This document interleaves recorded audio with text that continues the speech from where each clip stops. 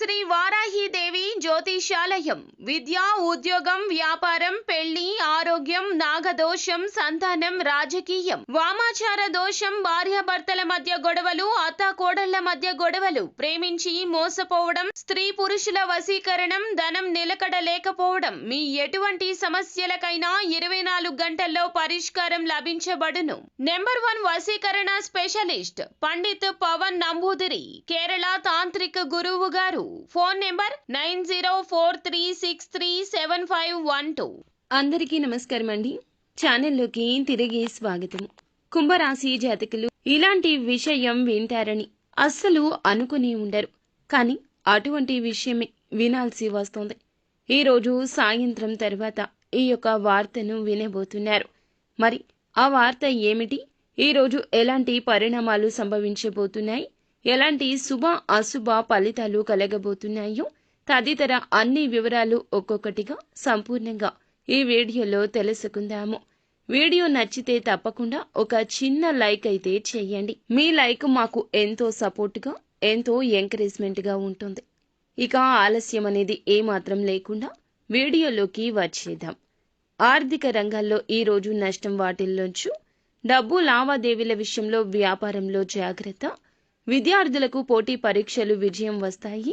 శ్రామిక వర్గంలోని కొంతమంది నిర్లక్ష్యం కారణంగా కఠినంగా శిక్షించబడతారు. కుటుంబంలో మీ ఆలోచనలకు ప్రాధాన్యత ఇవ్వకపోవడం మానసిక ఇబ్బంది కలిగించవచ్చు. ఆరోగ్యం బాగుంటుంది. డ్రైవింగ్ చేసేటప్పుడు జాగ్రత్త. మీ ఉదార స్వభావం ఈరోజు సంతోషకర క్షణాలు తెస్తుంది. ఖర్చులు పెరుగుతాయి. ఆకర్షణ వ్యక్తిత్వం కారణంగా కొంతమంది స్నేహితులను పొందుకుంటారు. ప్రేమలో మీ యొక్క ప్రవర్తన చాలా బాగుంటుంది. అయితే మీ ఎదుటి వ్యక్తులే మీకు చాలా వరకు క్షమాపణ చెప్తారు. ఇంట్లోని చిన్నపిల్లలతో కలిసి సమయాన్ని గడిపే ప్రయత్నం చేస్తారు. తెలియని వ్యక్తి సలహా మేరకు ఎక్కడో పెట్టిన పెట్టుబడి ఈరోజు అందులకు లాభాలు పొందే అవకాశం ఉంటుంది. కష్ట సమయంలో సాయం చేసిన బంధువులకు కృతజ్ఞతలు చెప్తారు.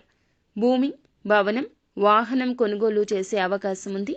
తల్లిగారి ఆరోగ్యం పట్ల శ్రద్ధ వహించండి. ప్రేమ మరియు పిల్లల యొక్క మద్దతు పొందుకుంటారు. పిల్లలపై ఆధిపత్యం చెలాయిస్తారు.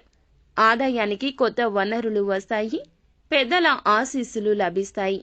జీవితంలో సంతోషకరమైన వాతావరణం నెలకొంటుంది. ఉద్యోగంలో పురోగతి సాధిస్తారు. మీ యొక్క జీవిత భాగస్వామి యొక్క ఆరోగ్యం పట్ల శ్రద్ధ వహించండి. మీరు గాయపడవచ్చు లేదా ఇబ్బందులు కూడా పడవచ్చును. మీకు ఈ రోజు అనుకూలంగా ఉంటుంది. ప్రతిదీ అనుకూలంగా ఉన్నప్పటికీ కొన్ని చర్యలైతే తీసుకోండి. మరింత శక్తివంతంగా, చురుకుగా మారండి. కుటుంబంలో చిన్నపిల్లలు ఈ రోజు మీకు కొన్ని అభ్యర్థనలు అందజేస్తారు. వాటిని నెరవేర్చే మీ వంతు ప్రయత్నం చేస్తారు.